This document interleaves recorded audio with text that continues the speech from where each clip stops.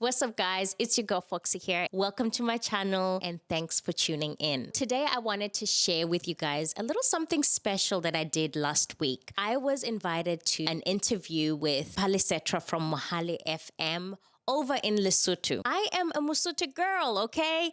I was born and raised in Lesotho, Maseru, Lesotho. I was asked to do an interview because obviously I'm a content creator and I think they just wanted to know, look, creating is mainly in the spaces of TikTok in Lesotho. So a lot of the questions that I was asked were, how do people pick this up, the YouTube thing, over in Lesotho? Another thing is, Palesa is actually someone that I grew up with. We both come from Hillsview, Maseru, Lesotho. We came from a background where we both had aspirations of being in media. But back then, because I was around 12 years old, I didn't take it so seriously, you know. Yes, I've been a talker since then. Yes, I was into dance and acting, and I thought I was going to be the next Beyonce. Palesa, at that time, I think she was in her mid-teens. She used to partake in a lot of auditions. She used to wake me and our friend Matsulwane up early in the morning on a Saturday. And she used to say, girls, hurrying, kinali audition. She made us walk all the way from Hillsview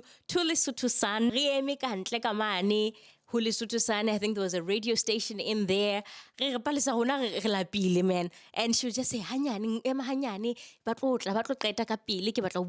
she has always been hungry for being in radio. She has always wanted to be a radio personality since then. So I was really proud to see her in the space that she has grinded so hard to be in. And you can tell, if you were listening live that day, you would have noticed she has an amazing flow. Let's give Palesa her flowers, okay? You're really good at what you do. We didn't quite manage to capture like a visual of it or the audio because it was a live radio interview. I want to do like an overview, a short overview of the topics or items we covered. The first one she asked me about was, how is it being a content creator? When did you start? I started this as a hobby. Your girl was a model and I had my daughter at the time, I think she was 3. My husband used to drive me around to photo shoots, booking. I said to him, please capture the behind the scenes, and he would. A lot of the time I used to post the content on YouTube because I think that was the only thing that was it. I don't think we had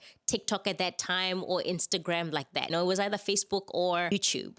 We would show the behind the scenes of my photo shoots. And I wanted to give people a glimpse, you know. It's nice when you see a finished photo and it's all pretty and done up, but you don't see the work that gets into it. The bookings, the auditions, the many auditions that you go to and you don't make the cut. Sometimes you even go through the whole photo shoot and everything and you don't make the cut. I started off as a hobby and then I got into vlogging, taking people through the process of just, you know, events that I would attend. Mainly in New Zealand at that time, there were a lot of cultural events. You know, that's what we were attending as young people back then. The Miss Africa, you know, New Zealand and all that. I would record all of that and share my life. And then it slowly went into vlogs and home, like cleaning the house and hauls, things I've brought, and I'll share a little bit more of my life. What I shared on the radio station is that if you're not consistent with it, especially YouTube, you tend to fall behind and you lose your audience, which is what happened with me. I was not consistent. Many years I'll take a break because, guys, life happened. And because YouTube wasn't my primary source of income, back then, I think I wasn't even monetized. I was doing it purely as a hobby. I wasn't consistent, you know, and it wasn't a priority.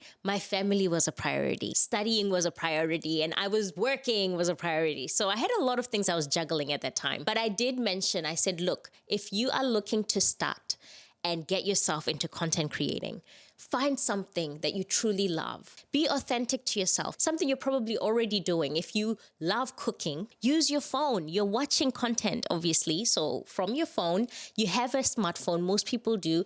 Put it there and record.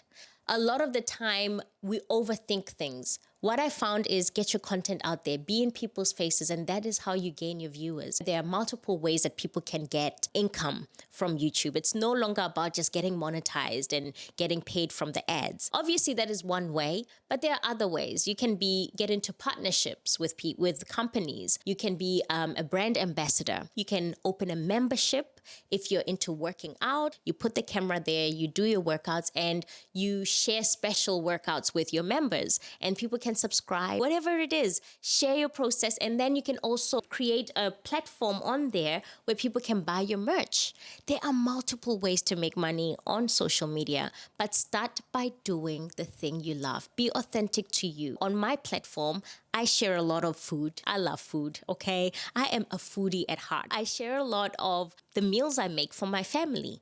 I love gardening. I share a little bit of gardening. I love cleaning my home, not all the time, but I do it. It's something I have to do. And so I put a camera there and I share with you guys. And some moms tune in and we clean together. The same thing I do. I consume that content. So, be authentic to you, shine bright, be consistent. Everyone starts from somewhere. Build the muscle, and over time, you will reap the rewards of it. That is, in a nutshell, what we covered in that interview. And I look forward to linking up again with Mohale FM and Palisetra. But nevertheless, we are both women who are grinding, who are working hard towards our goals. And please tune in next week when we touch base again on this media lifestyle and being socialites. I'll leave their links below, guys. Go check them out. They have really amazing things happening back home in Maseru. I am so proud again to be a Musutu girl.